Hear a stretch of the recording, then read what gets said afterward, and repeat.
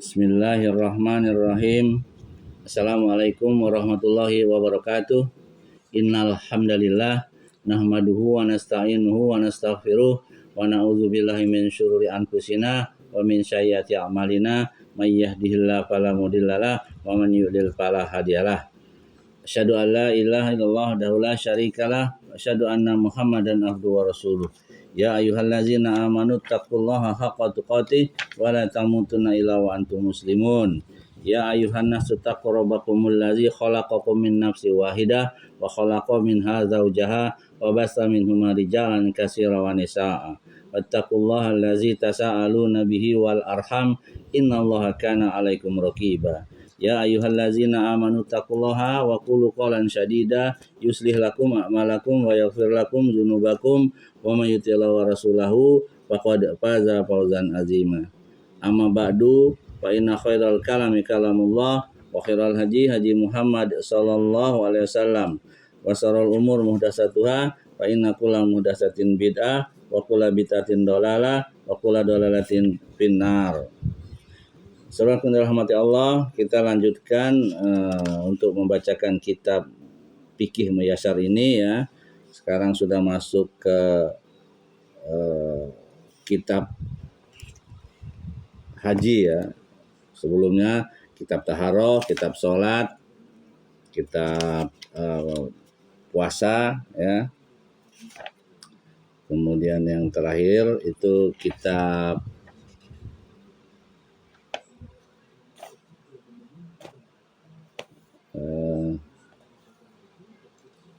yang pertama sudah, kedua sudah ya, terus kemudian ketiga kitab zakat ya, keempat kitab puasa ya, dan yang kelima sekarang masuk ke kitab haji ya, kitab haji. Bab pertama dari kitab ini adalah pengantar tentang haji. Bab ini terdiri dari beberapa bagian. Ya. Secara bahasa, haji al-hajju bermakna tujuan. Secara syariat, haji adalah beribadah kepada Allah dengan menunaikan manasik di tempat khusus, di waktu khusus, dengan cara yang sesuai dengan sunnah Rasulullah SAW. Ya. Harus sesuai dengan tuntunan Nabi ya. Karena ibadah itu ada dua rukun. Rukun yang pertama itu adalah niat ya, karena Allah. Yang kedua adalah ittiba kepada Nabi kita Muhammad SAW. Kalau satu saja di antara dua rukun itu tidak kita lakukan ya berarti nggak sah ibadah kita dan tidak diterima. Gitu. Ya. Bab ini juga terdiri dari beberapa bagian. Bagian yang pertama itu definisi haji tadi ya, yang sudah kita bacakan. Yang kedua, hukum dan keutamaan haji. Hukum haji adalah salah satu rukun Islam dan kewajibannya yang agung berdasarkan firman Allah tabaraka wa taala berikut. A'udzubillahi minasyaitonirrajim. Walillahi 'alan nasi hijjul baiti man istata'a ilaihi sabila wa man kafara fa innallaha ghaniyyun 'anil 'alamin.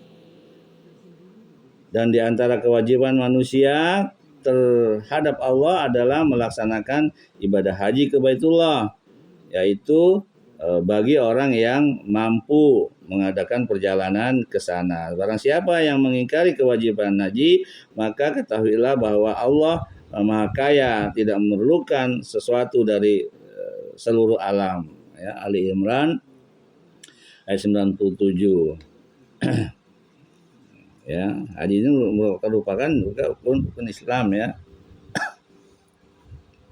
Yang terakhir ya, setelah syahadat ya, kemudian sholat ya, dan yang lain-lainnya sampai pergi haji ya.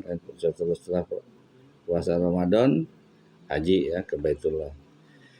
Juga berdasarkan hadis Ibnu Umar radhiyallahu anhu yang marfu. Marfu itu artinya sampai ke Nabi ya. Buniyal Islamu ala khamsi, 5 ya, 5 perkara. Islam dibangun di atas 5 dasar ya.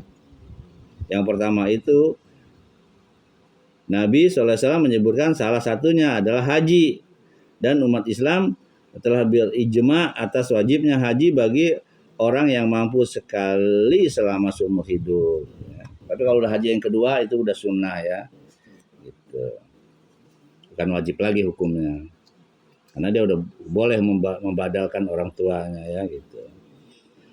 Keutamaan haji, terdapat banyak hadis-hadis yang menyebutkan keutamaan haji. Di antaranya hadis Abu Hurairah radhiyallahu anhu yang marfu.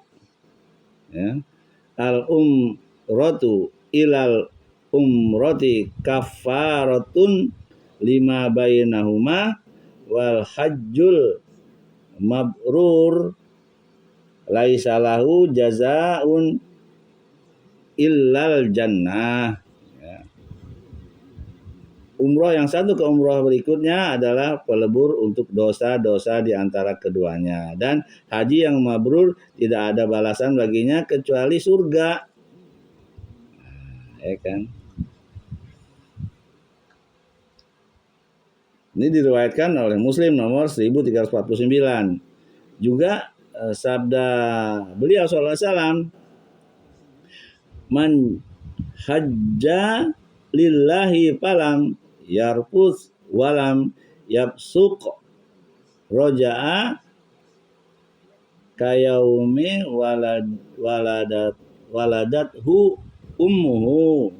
Barang siapa haji karena Allah ya, lalu dia tidak berbuat rafat, artinya berbicara kotor ya atau jidal misalnya, dan tidak berbuat fasik, maka dia kembali bersih dari dosa seperti pada hari dia dilahirkan oleh ibunya.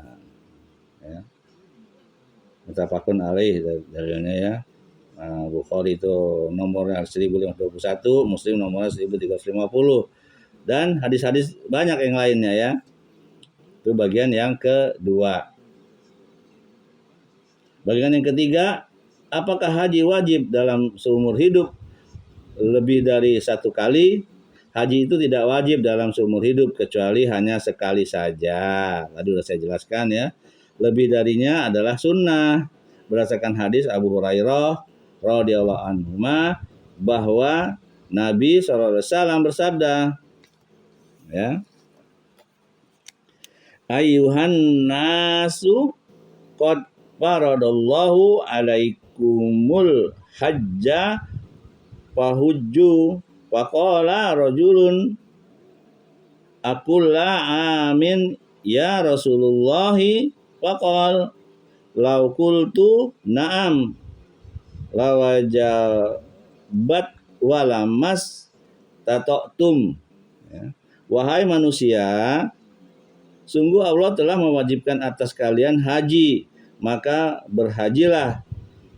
Seorang laki-laki bertanya, wahai Rasulullah, apakah tiap tahun? Beliau menjawab, ya Rasulullah SAW, kalau aku jawabnya ya, niscaya haji itu wajib setiap tahun, dan niscaya kalian tidak akan mampu. Ya, kasih sayang Nabi kepada umatnya ya, dan kasih sayang Allah ya. Nah, nggak bakal mampu juga orang kalau dalam kondisi sekarang mau tiap tahun nunggu aja kita puluhan tahun ya untuk haji, bagaimana mau tiap tahun gitu. Jadi yang wajib seumur hidup kita hanya satu kali, yang selebihnya sunnah saja ya. Begitu juga karena Nabi SAW tidak berhaji sesudah beliau hijrah ke Madinah kecuali sekali saja ya. Nabi sendiri cuma sekali berhaji, umroh 2 kali dia gitu. Karena kalau Nabi berkali-kali, walaupun Nabi tidak mengajukan, orang ikutin ya, karena apa yang dikerjakan oleh Nabi itu adalah sunnah ya kan gitu.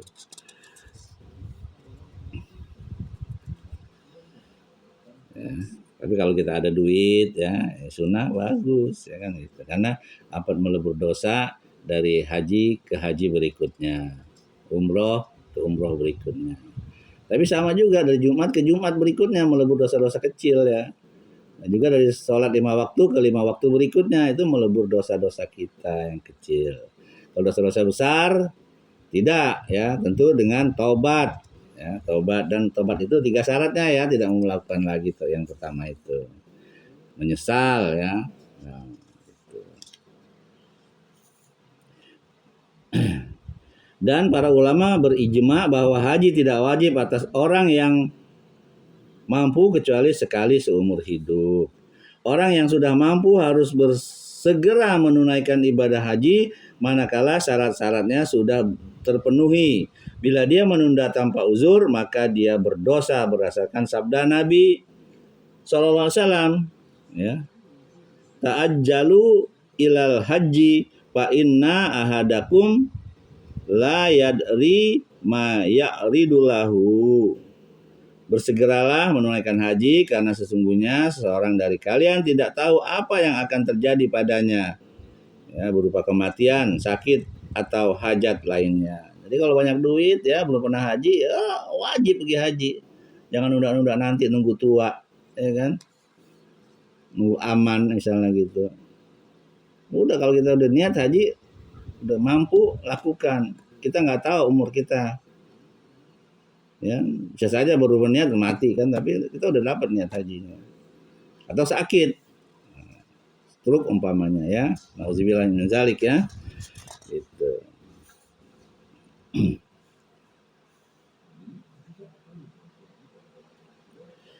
Dan diriwayatkan secara marfu dan mauquf dari berbagai jalan ya, yang saling menguatkan satu sama lainnya. Manis tato al-hajja palam yahujja fal yamut insya ayahu diyan wa insya an-nasroniyah. Barang siapa telah mampu berhaji lalu dia belum melaksanakan haji, maka silakan mati bila dia mau sebagai seorang Yahudi dan bila dia mau sebagai orang Nasrani. Nauzubillah ya min zalik ya. Kita selalu berdoa kepada Allah ya dalam salat kita, minta perlindungan kepada Allah yang muqallibal qulub sabit qalbi ala dinik ya.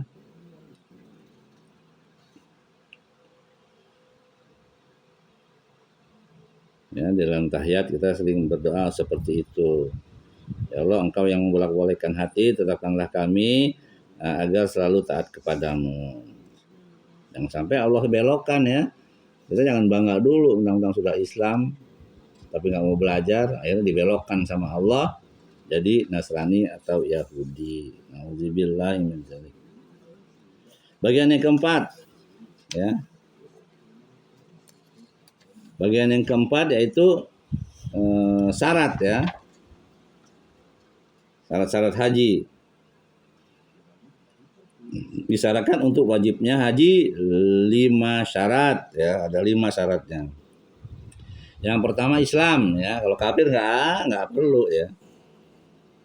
Sehingga haji tidak wajib atas orang kafir dan tidak sah pula dilakukan olehnya karena Islam adalah syarat untuk sahnya ibadah.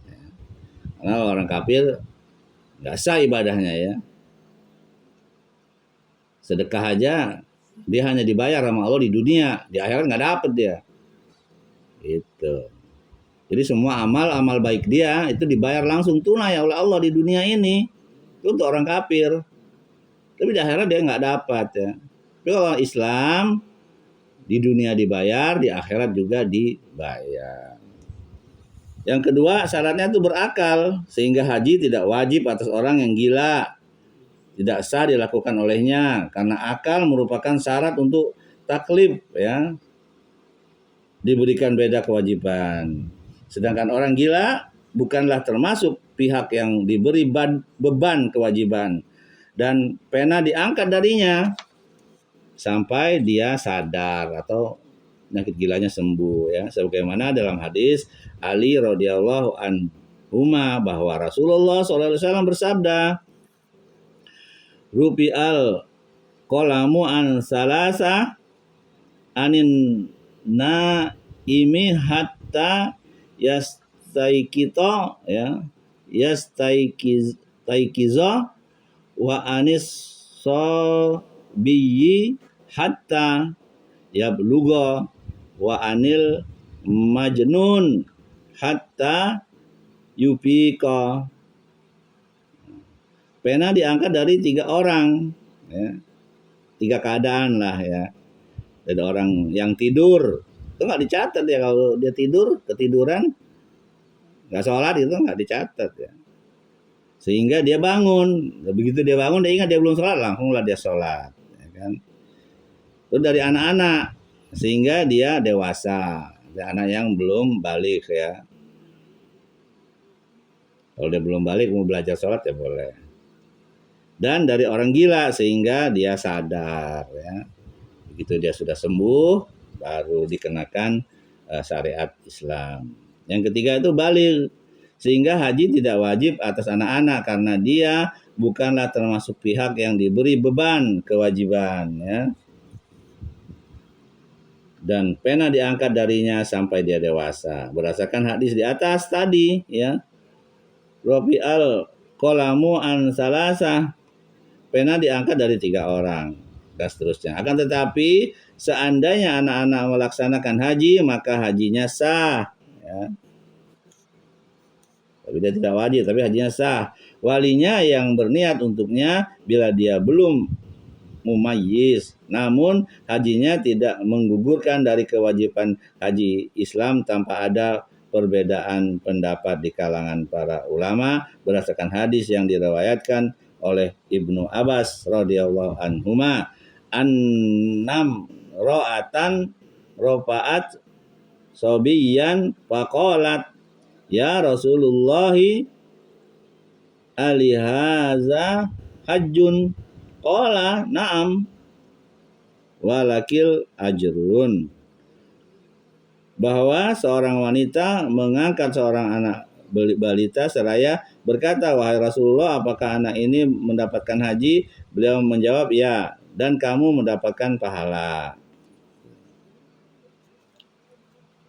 Dan berdasarkan sabda Nabi SAW, ayyuma sobiyin hajja thumma balago wa alaihi hajjatun ukhra wa ayyuma abdin hajja thumma utika fa alaihi hajjatun ukhra.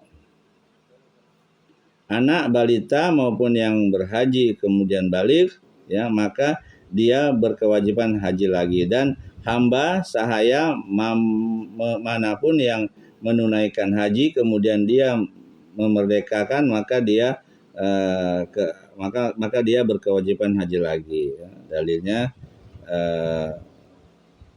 diriwayatkan oleh Asy-Syafi'i dalam musnadnya nomor 743 dengan penomoran Al-Sindi ya. Jadi kalau anak balita ya belum wajib haji, kemudian dia hajinya sah, pahalanya orang tuanya dapat ya. Tapi begitu dia sudah balik, ya, dia juga harus tetap masih ada kewajiban hajinya gitu. Kalau dia banyak duit ya, nggak ada duit ya enggak lah ya itu. Sama juga tadi seorang yang hamba sahaya ya, hamba sahaya. Begitu dia minta merdeka, dia wajib haji lagi. Walaupun dia tadinya haji ikut tuannya. Gitu. Syarat yang berikutnya adalah merdeka. Nah, seperti tadi hamba sahaya tadi ya. Sehingga haji tidak wajib atas hamba sahaya karena dia budak yang tidak memiliki apapun. Akan tetapi seandainya dia berhaji, maka hajinya sah bila dengan izin tuannya. Sungguh para ulama telah berijma bahwa bila hamba sahaya berhaji saat dia masih menjadi budak, ya, ini dulu nih ya, kemudian dia dimerdekakan atau maka dia harus melakukan haji, ya, manakala dia mendapatkan jalannya untuk itu. Jadi dia punya duit lah ya. Tapi dia kena kewajiban haji. Haji yang dilakukannya saat dia masih budak belum cukup berdasarkan sabda Nabi SAW dalam hadis di atas tadi ya. Wa ayyuma abdin hajju summa utika fa'alaihi hajjatun ukhra. Hamba saya manapun yang menunaikan haji kemudian dia dimerdekakan maka dia kewajiban haji lagi ya. Tapi haji yang sebelumnya yang dia masih jadi hamba saya dia sah. Artinya dapat pahala dia ya. Tapi kewajiban hajinya tidak hilang. Bila punya duit ya. Yang kelima, mampu berdasarkan firman Allah Subhanahu wa taala berikut. Walillahi 'alan nasi hijjul baiti man istata'a ilaihi sabila. Dan di antara kewajiban manusia terhadap Allah adalah melaksanakan ibadah haji ke Baitullah, yaitu bagi orang yang mampu mengadakan perjalanan ke sana ya, mampu secara ekonomi, mampu secara kesehatan juga ya. Gitu. Kalau nggak sehat ya nggak ada, wajibnya hilang dia. Yang duit banyak misalnya gitu ya kan, tapi dia sakit ya nggak mampu ya. Jadi mampu keuangan, mampu juga keadaan fisiknya. Tadinya tadi Al-Imran ayat 97. Maka orang yang tidak mampu secara ekonomi, yaitu tidak memiliki bekal yang mencukupinya dan mencukupi keluarga yang wajib dinafkahinya, atau tidak memiliki kendaraan yang membawanya ke Mekah dan pulang kembali ke negerinya, atau tidak mampu secara fisik, misalnya dia sudah lanjut usia atau sakit yang membuatnya tidak bisa berkendaraan dan memikul beban berat safar, atau jalan kepada ibadah haji tidak aman, misalnya dikuasai oleh para perampok atau wabah penyakit atau lainnya di mana jemaah haji takut atas keselamatan jiwa dan hartanya, maka dia tidak wajib haji sehingga dia mampu. Berdasarkan firman Allah dalam Al-Baqarah ayat 26. La yukallifullahu nafsan illa wus'aha. Ya, Allah tidak membebani seorang melainkan sesuai dengan kesanggupannya. Kemampuan termasuk bagian dari kesanggupan yang telah disebutkan oleh Allah, termasuk kemampuan dalam haji bagi wanita ya, adalah adanya mahram ya, yang menemaninya dalam safar haji. Karena seorang wanita tidak boleh safar untuk haji dan lainnya tanpa mahram. Berdasarkan sabda Nabi SAW ya. La yahillu limro'atin tu'minu billahi wal yaumil akhiri antusa pirasafaron yakunu salasa ayyamin fasaidan illa wa ma'aha abuha awibnuha au zaujuha au akhuha au zu mahramin minha ya. Tidak halal bagi seorang wanita yang beriman kepada Allah dan hari akhir untuk melakukan safar 3 hari ke atas 3 hari ke atas ya, kecuali bersama bapaknya atau anak laki-lakinya yang sudah baligh ya, atau suaminya atau saudara laki-lakinya atau mahramnya ya, kakaknya lah gitu ya, atau mahramnya ya. Diriwayatkan oleh Muslim nomornya 1340. Untuk wanita ada syarat khusus ya. Dan berdasarkan sabda Nabi SAW kepada seorang laki-laki yang berkata, Innam ro'ati harojat hajjatan wa inni aktutibtu fi ghaswati kaza wa kaza. Ola in tolik fahujja ma'aha.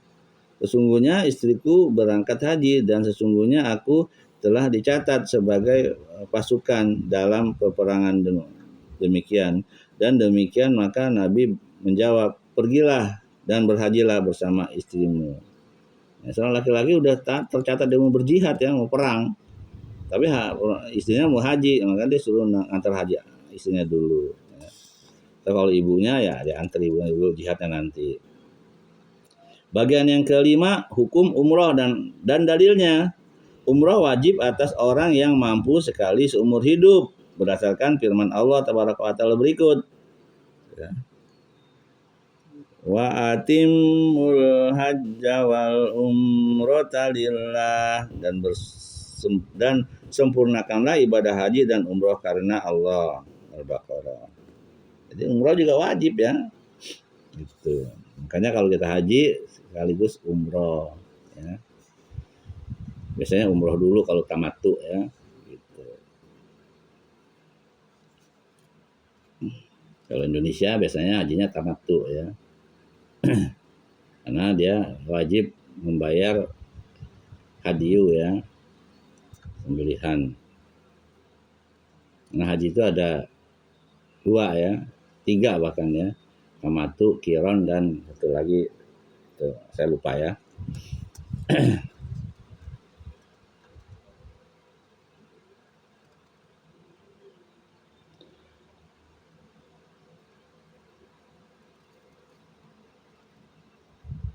Kemudian berdasarkan sabda Nabi SAW kepada Aisyah radhiyallahu anha yang bertanya, hal alan nisa'i hijadun? Qala na'am alaihinna jihadun la qital fi al-hajju wal umrah. Apakah kaum wanita wajib berjihad? Beliau menjawab, ya, kaum wanita wajib berjihad yang tidak ada peperangan di dalamnya, yaitu haji dan umroh. Jadi haji dan umroh itu juga jihad ya bagi kaum wanita. Ya, jihad membantu mengobati orang-orang yang luka karena peperangan juga itu jihad. Ya. Tapi perempuan tidak dianjurkan untuk bertarung ya. Gitu. Karena itu bagian laki-laki. Dan berdasarkan sabda Nabi SAW kepada Abu Razin radhiyallahu anhuma, manakala dia bertanya kepada beliau tentang bapaknya yang tidak mampu haji, umrah, dan berkendaraan untuk safar, maka beliau menjawab, hajju an abika wa tamir. Berhajilah untuk menggantikan kewajiban bapakmu dan berumrohlah. Diriwayatkan oleh Abu Daud ya, nomornya 1810 dan Nasai dan yang lainnya ya.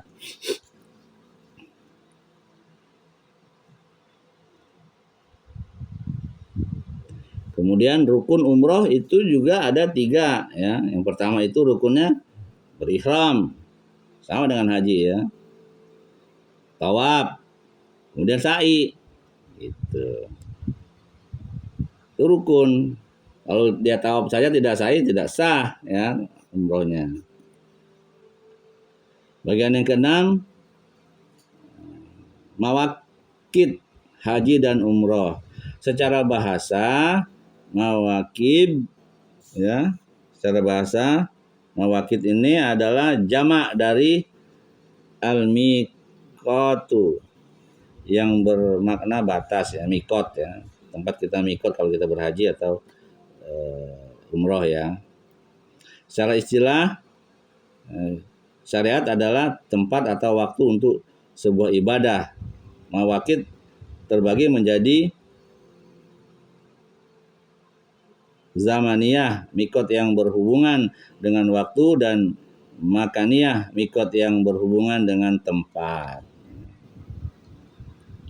Adapun mawakid zamaniyah untuk haji dan umroh, maka umroh boleh dilaksanakan pada sepanjang tahun, sedangkan haji memiliki bulan-bulan yang ditentukan, di mana manasik haji hanya sah dilakukan di dalamnya berdasarkan firman Allah dalam surat Al-Baqarah 197. Al-hajju ashhurum ma'lumat. Musim haji itu adalah pada bulan-bulan yang telah dimaklumi Al-Baqarah ya, yaitu Syawal, Dzulqa'dah dan Dzulhijjah. Adapun mawakid makaniyah bagi haji dan umroh, maka ia merupakan batas-batas tempat di mana seorang yang berhaji dan berumroh tidak boleh melewatinya kecuali dengan berikhram. Ya. Di tempat mikot itu kita mau niat disitulah ya. Udah langsung pakai ikhram ya. Laki-laki, perempuan pakai mukennah ya namanya.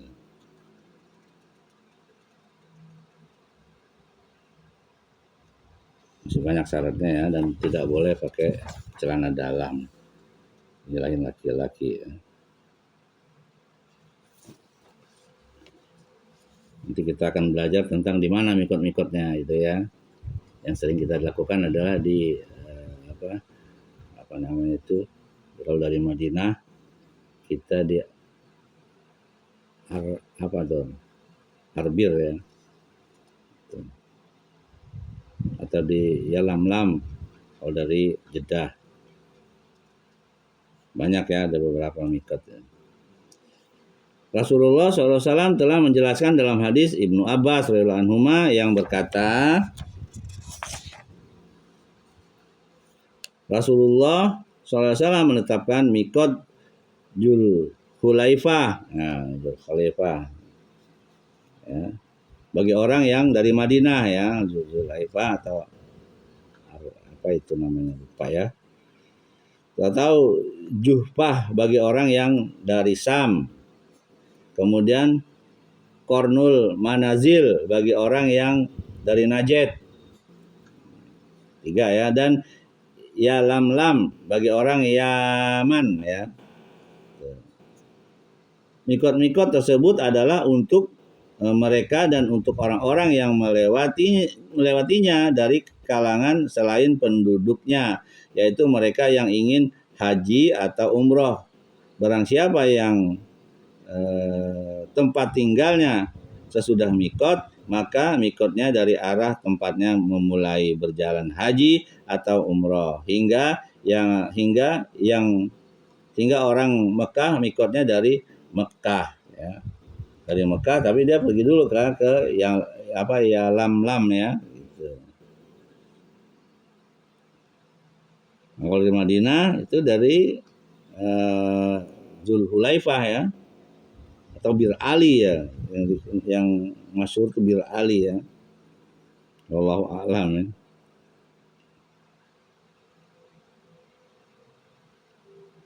Ini dalil muttafaqun alaih, diriwayatkan oleh Al-Bukhari nomor 1524 dan Muslim nomor 1181 dalam sebuah lapas, wa muhallu ahlil Iraq min zati irkin.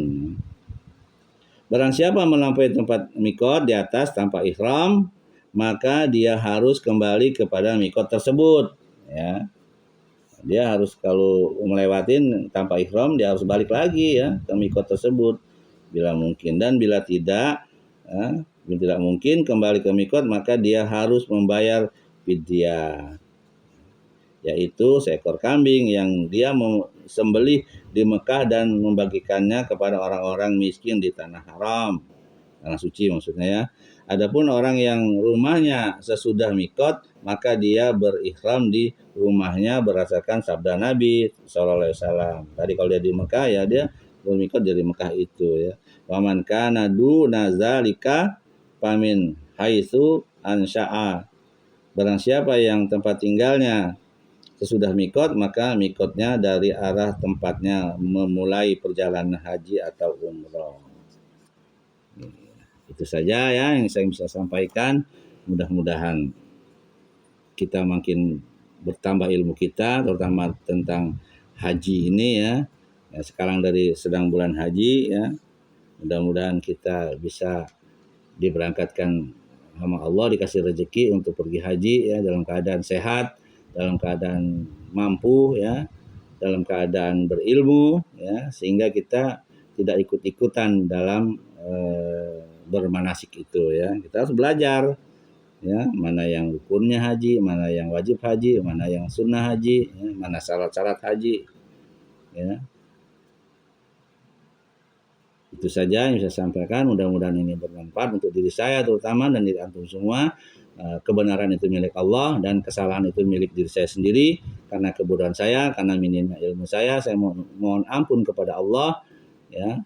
Dan kita selalu berdoa kepada Allah, Allahumma inni as'aluka ilman nafi'an wa rizqan thayyiban wa amalan mutaqabbalan. Subhanakallah bihamdik asyhadu an la ilaha illa anta astaghfiruka wa atubu ilaik. Assalamualaikum warahmatullahi wabarakatuh.